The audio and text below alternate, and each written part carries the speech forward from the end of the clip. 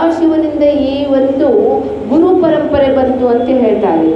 ಎದಕ್ಕಂತ ಹೇಳಿದರೆ ಇಲ್ಲಿ ಎಷ್ಟು ವಿದ್ಯೆಗಳಿದ್ದಾವೋ ಎಲ್ಲ ವಿದ್ಯೆಗಳು ಶಿವನ ಅಧೀನದಲ್ಲಿದ್ದಾವೆ.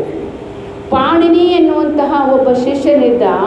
ಒಂದು ಗುರುಕುಲದಲ್ಲಿದ್ದುಕೊಂಡು ಅಧ್ಯಯನ ಮಾಡಬೇಕೆಂದರೆ 12 ವರ್ಷ ಬೇಕ್ರಿ. ಗುರುಗ್ರಹವು ಕೂಡ ಸೂರ್ಯನಿಗೆ ಒಂದು ತನ್ನ ಸುತ್ತಳತೆಯಿಂದ ಅದು ತಿರುಗಬೇಕಂತೇಳಿದ್ರೆ 12 ವರ್ಷರಿ. ಅದರಂತೆ ಒಂದು ತೆಂಗಿನಕಾಯದಲ್ಲಿ ಅದು ಫಲ ಬಿಡಬೇಕಂದ್ರೆ 12 ವರ್ಷರಿ.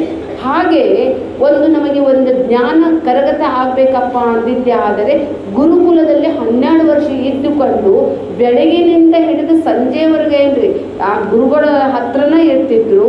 ರಾಜನ ಮಕ್ಕಳೂ ಇರ್ತಿದ್ರು, ಎಲ್ಲ ಸಾಮಾನ್ಯ ಜನರ ಮಕ್ಕಳೂ ಇರ್ತಿದ್ರು. ಅದರಂತೆ ಪಾಣಿನಿನೂ ಕೂಡ ಅಲ್ಲೇ ಇರ್ತಿದ್ದ. ಅವನು ಎಷ್ಟು 12 ವರ್ಷ ಆದರೂ ಸಹಿತ ಅವನಿಗೇನು ವಿದ್ಯೆ ಹತ್ತಲಿಲ್ಲ ರೀ. ಅವಾಗ ಅವನು ಹೇಳ್ತಾನೆ, ನನಗೇನು ಬರ್ತಾನೆ ಇಲ್ಲ, ನನಗೇನು ಅರ್ಥನೂ ಆಗಿಲ್ಲ ಅಂದಿದ್ದಕ್ಕನೇ ಒಂದ್ಸಗೆ ಏನಂತೇಳಿ ಮತ್ತೆ 12 ವರ್ಷ ಅಭ್ಯಾಸ ಮಾಡ್ತಾನೆ. ಅವಾಗಲೂ ಗುರು ಕೇಳಿದ ಪ್ರಶ್ನೆಗೆ ಒಂದೂ ಉತ್ತರ ಬರೋಂಗಿಲ್ಲ. ಆವಾಗ ಗುರು ಸಿಟ್ಟು ಬರೋಂಗಿಲ್ಲ ರೀ.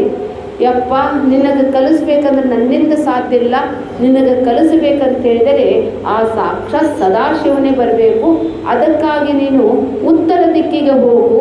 ಅಲ್ಲೇ ಕೈಲಾಸ ಪರ್ವತ ಹತ್ತಿರ ಇರುವಂತಹ ಒಂದು ಗುಹೆಯಲ್ಲಿ ಕುಳಿತು ಶಿವ ಪಂಚಾಕ್ಷರಿ ಮಂತ್ರವನ್ನು ಗುರು ಅವನಿಗೆ ಉಪದೇಶ ಮಾಡಿ ಅದನ್ನು ಹೇಳ್ತಾ ಹೋಗು, ನಿನ್ನ ಜೀವನ ಕಲ್ಯಾಣ ಆಗ್ತದೆ ಅಂತೇಳಿ ಹರಿಸಿ ಕಳಿಸ್ತಾನೆ. ಅವಾಗ ಅವನು ನಡ್ಕೊಂತ ಹೋಗ್ತಾನೆ. ಆ ಕೈಲಾಸ ಪರ್ವತ ಹತ್ರ ಬರ್ತಾನೆ. ಮನಸ್ಸಿನಲ್ಲಿ ಓಂ ನಮಃ ಶಿವಾಯ ಹೇಳ್ತಾನೆ ಇದ್ದ. ಅಲ್ಲಿ ಗುಹೆಯಲ್ಲಿ ಹೋದಾಗ ಆ ಗುಹೆಯಲ್ಲಿ ಈ ಮುಂಚಿತವಾಗಿಯೇ ಇವನು ಬರೋದಕ್ಕಿಂತ ಮುಂಚಿತವಾಗಿಯೇ 4 ಋಷಿಗಳೆಲ್ಲ ಕುಳಿತಿರ್ತಾರೆ. ಇಲ್ಲಿ 2 ಮಂದಿ, ಇಲ್ಲೇ 2 ಮಂದಿ, ನಡು ಒಂದು ಆಸನ ಖಾಲಿ ಇರ್ತದೆ. ಸನಕ ಸನಂದಾದಿಗಳು ಅವರು ಕುಳಿತುಕೊಂಡಿದ್ರು. ಅದರಂತೆ ಒಂದು ಆಸನ ಮೊದಲ ಖಾಲಿ ಇತ್ತು. ಗುರುವಿನ ಕೃಪೆಯಿಂದ ಅವನ ಮೊದಲ ಆಸನ ಸಿದ್ಧ ಆಗಿತ್ತು. ಆ ಆಸನದ ಮೇಲೆ ಕುಳಿತಾರೆ. ಅವರು ನೋಡಿದ್ರೆ ಧ್ಯಾನಸ್ಥರಾಗಿರ್ತಾರೆ. ಇವರು ಓಂ ನಮಃ ಶಿವ, ಓಂ ನಮಃ ಶಿವ ಬರೀ 5 ಸಲ ಹೇಳಿದ ಕೂಡ ಆಪ್ರೇಟ್ ಆಗಿಬಿಡ್ತೈತ್ರಿ.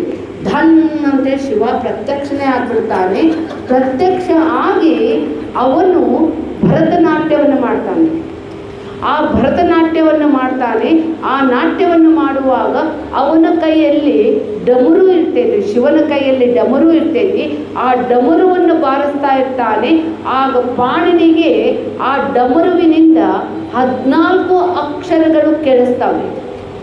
ಲಟ್ ಲೋಟ್ ಅಂತೇಳಿ ಸಂಸ್ಕೃತದ ಸೂತ್ರಗಳು ಅವು 14 ಕೇಳಿದ ತಕ್ಷಣವೇ ಅವನು ಜಗತ್ತಿಗೆ ವ್ಯಾಕರಣ ಪಂಡಿತರೇ, ಅವನು ಜಗತ್ತಿನಲ್ಲಿ ಎಲ್ಲಕ್ಕಿಂತ ಶ್ರೇಷ್ಠ ಜ್ಞಾನವಂತನಾದ. ಬರೇ ಅವನು ಬಂದು ಕೊಡೋದು ಅಷ್ಟೇ ಇರ್ತದೆ. ಅದಕ್ಕಾಗಿ ಹೇಳ್ತಾರೆ, ಗುರು ಕೊಟ್ಟ ಮಂತ್ರದಿಂದ ಗುರುವಿನ ಸೇವೆ ಮಾಡಿ ಬಂದಿದ್ದಾರೆ ಅವನು ಈ ಮುಂಚಿತವಾಗಿ. ತದ್ವಿದ್ಯೆ ಪ್ರಣಿಪಾತೇನ ಪರಿಪ್ರಶ್ನೇನ ಸೇವೆಯ ಉಪದೇಕ್ಷಂತಿ ತೇ ಜ್ಞಾನಂ ಜ್ಞಾನಿನಃ ತತ್ವದರ್ಶಿನಃ. ಅದಕ್ಕಾಗಿ ಗುರುವಿಗೆ ಯಾರು ಸಂಪೂರ್ಣವಾಗಿ ನಂಬಿದಾರೋ, ತಾರಾಚಂದ್ ಮಹಾರಾಜರು ಗಣಪತ್ ಮಹಾರಾಜರ ಹತ್ತಿರ ಅತಿ ಚಿಕ್ಕ ವಯಸ್ಸಿನಿಂದಲೇ ಅವರ ಸೇವೆ ಮಾಡಿದ್ದಕ್ಕೇ ಇವರಲ್ಲಿರುವಂತಹ ಒಂದು ಆಶೀರ್ವಾದದಿಂದಲೇ ಎಷ್ಟೋ ಜನರ ಮನೋಕಾಮನೆಗಳು ಪೂರ್ಣ ಆಗ್ತಾವ್ರಿ. ಹೇಗೆ? ಗುರು ಕರುಣೆಯಲ್ಲಿ. ಅದಕ್ಕಾಗಿ ಗುರು ಕರುಣೆಯನ್ನು ಪಡೆಯಬೇಕಂದ್ರೆ ಸರಳಿಲ್ಲ. ನಾ ಅಂದ ಹಾಗೆ ಅಷ್ಟು ಸರಳಿಲ್ಲ ರೀ. ನಾನು ಸ್ವಾಮೀಜಿಯವ್ರ ಕಡೆ ಹೋಗೋಕ್ಕಿಂತ ಮುಂಚಿತವಾಗಿಯೇ ಭಾಗವತ್ ನನಗೆ ಕಂಠಸ್ ಬರ್ತಿತ್ತು. ಅದು 11ನೇ ವಯಸ್ಸಿನಿಂದ 16 ವರ್ಷದ ತನಕ ಬೆಳಗಿನ ಜಾವಕ್ಕೆ ಎದ್ದು ನಾನು ಓದ್ತಾ ಇದ್ದೆ. ಅದು ಸಹಿತ ಗುರು ಸಿಕ್ಕ ನಂತರ ಗುರುವಿನ ಸಾನ್ನಿಧ್ಯದಲ್ಲಿ 1984ಲಿಂದ ನಾನು ಹೋಗ್ತಾ ಇದ್ದೇನೆ. ಇವತ್ತಿನ ತನಕ ಅಂದರೆ 45 ವರ್ಷ ಆಯಿತು ನಾನು ಸದ್ಗುರುಗಳನ್ನು ಕಾಣ್ತಾ ಇದ್ದೀನಿ. ಸದ್ಗುರುವಿನ ಕೃಪೆ ಒಂದು ಸಲ ಆತರೆ ಗಾಡಿ ಚಾಲಲಿ ಚಾಲಲಿ ಸದ್ಗುರು ರಾಯಾಚಿ कोणाला ಟಿಕೆಟ್ मिळतं? ಪೂರ್ವ ಜನ್ಮ ಪುಣ್ಯಾಚಿ. ಪೂರ್ವ ಜನ್ಮದ ಪುಣ್ಯ ಇದ್ದರೆ ಮಾತ್ರ ನೀವು ಬರ್ತೀರಿ, ಇದನ್ನು ಕೇಳ್ತೀರಿ. ಗುರುವಿನ ಬಗ್ಗೆ ಹೇಳಬೇಕಂತಿದ್ರೆ ಭಾಳ ಅದ ರೀ. ಖರೆ ಅಂದರೆ ಬೆಳಗಿನ ಜಾವಕ್ಕೆ ಮಾಡಬೇಕಿತ್ತು, ಎಲ್ಲ ಸ್ತೋತ್ರ ಆಗಬೇಕಿತ್ತು, ಎಲ್ಲ ಮಾತುಕತೆ ಆಗಬೇಕಿತ್ತು. ಗುರುಗಳ ವಾಣಿ ಅನಾಯಾಸವಾಗಿ ಒಂದಿನಾರಲ್ಲೂ ಬೇಕ್ರಿ. ಎಷ್ಟಂದ್ರೆ 12 ತಾಸರು ಬೇಕಾಗಿತ್ತು ರೀ. ಆದರೂ ನನಗೆ ಕೊಟ್ಟ ಸಮಯ ಅತಿ ಅಲ್ಪ. ಆದರೂ ಸಹಿತ ಗುರುವಿನ ಸ್ತುತಿ ಹೇಳಬೇಕಂತ ಹೇಳಿದರೆ ನಿಲ್ಲಂಗೇ ಇಲ್ಲ ರೀ. ನಮ್ಮ ಭಾರತ 1947ನೇ ಇಸ್ವಿಯಲ್ಲಿ ಸ್ವತಂತ್ರ ಆದ ನಂತರ ನಮಗೆ ಫಸ್ಟ್ ಯಾರಪ್ಪ ಅಂತ ಹೇಳಿದರೆ ಮದನ್ ಮೋಹನ್ ಮಾಳ್ವೀರಿ. ಮದನ್ ಮೋಹನ್ ಮಾಳ್ವಿಯವರು ಸಂಸ್ಕೃತ ವಿಶ್ವವಿದ್ಯಾಲಯನ ಕಟ್ಟಲಿಕ್ಕೆ, ಅದು ಕಾಶಿಯಲ್ಲಿ ಕಟ್ಟಲಿಕ್ಕೆ ಎಲ್ಲರಲ್ಲಿಯೂ ಕೂಡ ಜೋಳಿಗೆ ಹಾಕೊಂಡು ಭಿಕ್ಷೆಯನ್ನು ಬೇಡಿದ ಹಾಗೆ ಎಲ್ಲರಿಂದಲೂ ಅವರು ನಿಧಿಯನ್ನು ಸಂಗ್ರಹ ಮಾಡ್ತಾ ಇದ್ರು. ಅದು ಅನೇಕ ಕಥೆಗಳಿದ್ದಾವ್ರಿ. ಆದರೂ ಸಹಿತ ಅವರ ಗುರು ಯಾರಂತ ಹೇಳಿದ್ರೆ ರಾಮತೀರ್ಥರು ಭಾಳ ಶ್ರೇಷ್ಠದಾರಿ. ರಾಮತೀರ್ಥರ ಕಥೆಗಳನ್ನು ಓದಿದರೆ ಜೀವಂತ ವೇದಾಂತಿರಿ. ಅವರು ಜೀವಂತ ವೇದಾಂತವನ್ನು ಕಲಿಸ್ತಾರೆ ನಮಗೆ. ಅಂತೆ ಕಂತೆಗಳ ಸಂತೆ ಏನೂ ಇಲ್ಲ ರೀ, ಕತೆ ಪುರಾಣ ಏನೂ ಇಲ್ಲ ರೀ. ಹಾರ್ಟ್ ಟು ಹಾರ್ಟ್ ಸತ್ಯವನ್ನು ಸ್ಪಷ್ಟವಾಗಿ ಹೇಳಿಕೊಡುವಂತಹ ಸದ್ಗುರು ರಾಮತೀರ್ಥರು. ಆ ರಾಮತೀರ್ಥರು ಗಂಗಾ ನದಿಯ ದಂಡೆ ಮೇಲೆ ಕೂತಿರ್ತಾರೆ. ಗುರು ಸಿಕ್ಕ್ರಂದ್ರೆ ಭಾಳ ಸಂತೋಷ ಆಗ್ತೈತಿ. ಅವಾಗ ಫೋನು ಇದ್ದಿದ್ದಿಲ್ಲ ರೀ. ಆದರೂ ಸಹಿತ ಅವರು ಮೊದಲ ಅವ್ರ ಕಡೆ ಹೋಗಿ ಅವರು ಎಲ್ಲಿರ್ತಾರಂತ ತಿಳ್ಕೊಂಡಿದ್ರು. ಅವರು ಹೇಳಿದ್ರು, ಈಗ ನಮ್ಮ ಚಾತುರ್ಮಾಸ್ಯದಲ್ಲಿ ಋಷಿಕೇಶದ ಗಂಗಾ ತಟದಲ್ಲಿದ್ದೇನೆ ಅಂತ ಹೇಳಿದರು. ಅವಾಗ ಮದನ್ ಮೋಹನ್ ಮಾಳ್ವಿಯವರು ಸಹಿತ ಅಲ್ಲಿಗೆ ಬರ್ತಾರೆ.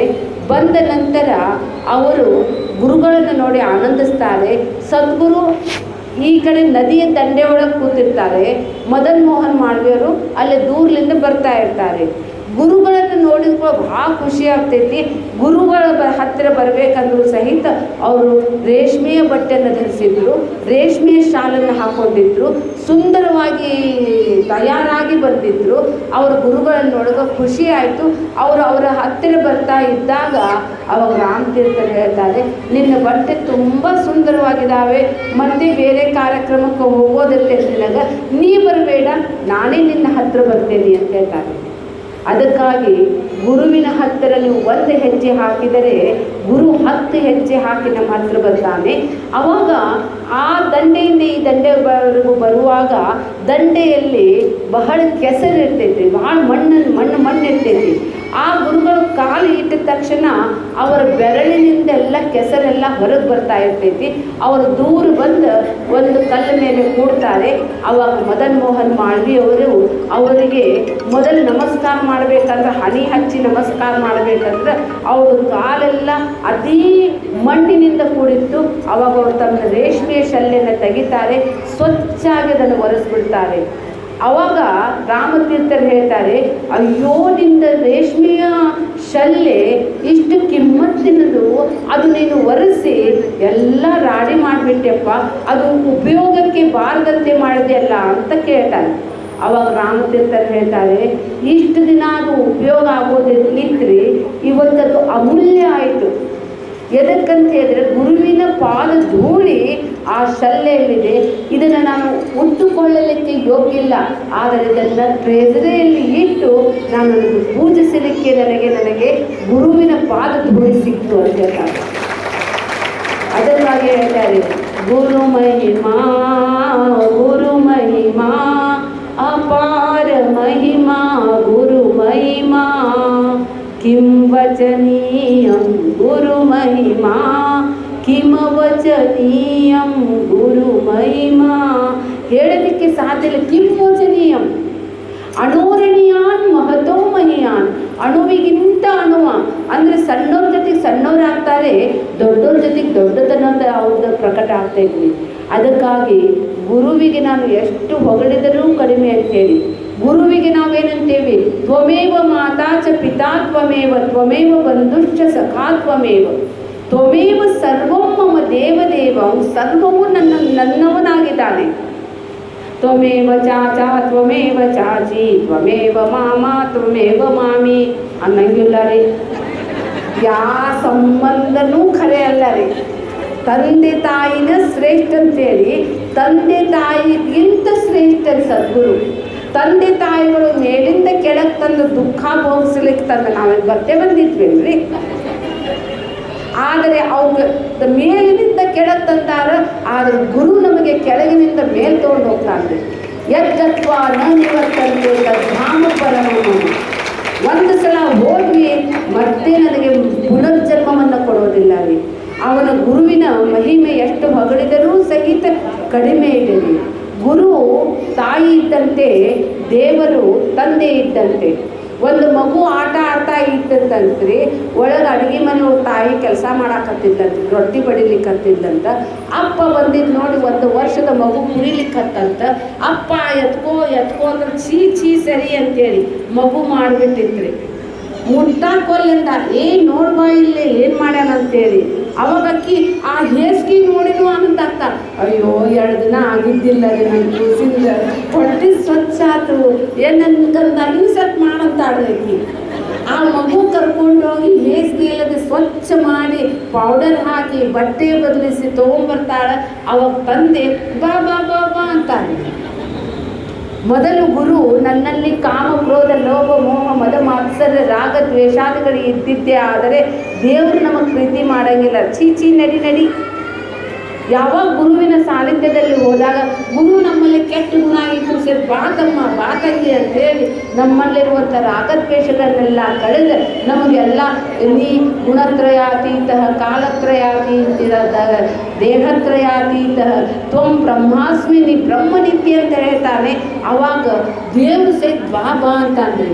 ಕಣ್ಣಿಗೆ ಕಾಣದ ದೇವರನ್ನಲ್ಲಲ್ರಿ, ಜನಾರ್ದನ್ರಿ. ಮೊದಲು ವಿಜಕ ಯಾರನ್ನೋದ ಗೊತ್ತಿದ್ದಿಲ್ಲ ರೀ. ಯಾವಾಗ ಗುರುವಿನ ಹತ್ರ ಹೋಗಿ ನಮ್ಮಲ್ಲಿರುವಂತಹ ಎಲ್ಲ ಅಜ್ಞಾನವನ್ನು ಕಳೆದಾಗ, ಸುಜ್ಞಾನವನ್ನು ಕೊಟ್ಟಾಗ, ಇವತ್ತು ಎಷ್ಟನೇ ಕ್ಲಾಸ್ ಇದ್ದಂತ 6ನೇ ಕ್ಲಾಸ್ ಇದೆ, ಇಲ್ಲಿ ಗುರುವಿನ ಹತ್ರ ಬಂದಿದೆ ಜ್ಞಾನ. ಅದಕ್ಕಾಗಿ ಹೇಳ್ತಾರೆ ಗುರು ಅತ್ಯಂತಿಕ ಶ್ರೇಷ್ಠನಿದ್ದಾನೆ. ಗುರು ಎಲ್ಲಿದ್ದಾನೆ ಅನ್ನೋದನ್ನು ಒಂದು ಝಲಕದಿ ಕ್ಲಾಸ್ ಆಗಿ ಹೇಳಿ ನಾನು ಮಹಾರಾಜರ ಪ್ರವಚನ ಕೇಳಲಿಕ್ಕೆ ನೀವೆಲ್ಲ ಉತ್ಸಾಹ ಇದ್ದೀರನ್ನೋದು ಗೊತ್ತದೆ.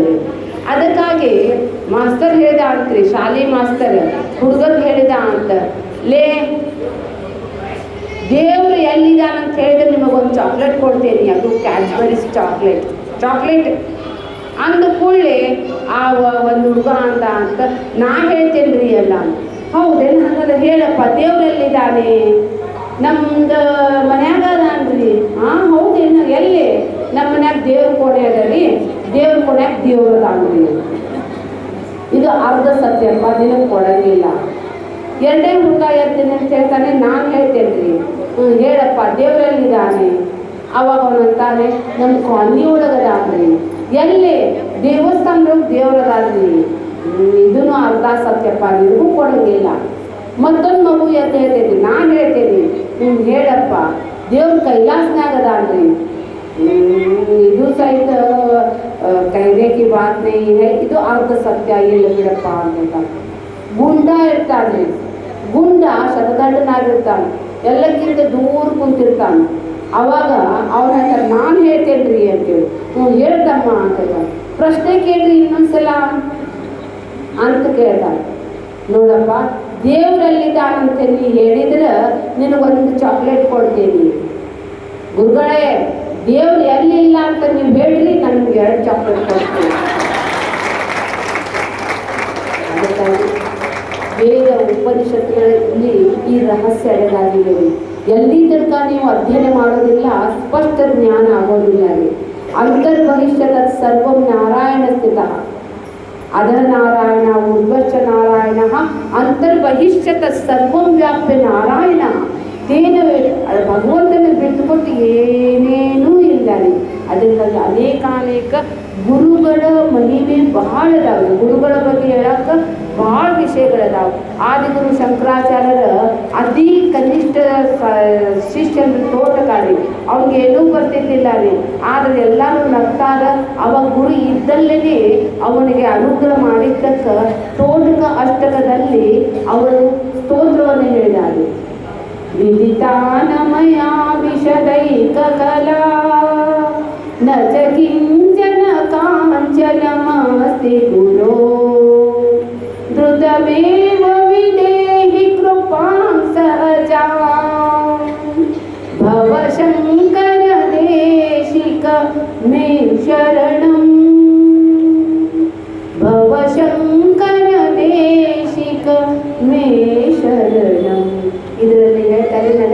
ಕೊಡಲಿಕ್ಕೆ ಏನೂ ಇಲ್ಲ. ನಚ ಕಿಂಚನ ಕಾಂಚನ ಮಸ್ತಿ ಗುರು. ಆದರೆ ನೀ ಏನು ಮಾಡಿದ್ದೀಯಾ? ಸಹಜವಾಗಿ ನನಗೆ ಕೃಪಾ ಮಾಡಿದ್ದೀಯಾ. ಅಂತಹ ಸಹಜವಾಗಿ ಕೃಪಾ ಮಾಡುವಂಥ ಸದ್ಗುರುಗಳು ಇಲ್ಲಿದ್ದಾರೆ ಅಂತ ಹೇಳ್ತಾ ನನ್ನ 4 ಮಾತುಗಳಿಗೆ ನಾನು ಪೂರ್ಣ ವಿರಾಮ. ನಮಸ್ತೆ. ಹರಿ ಓಂ.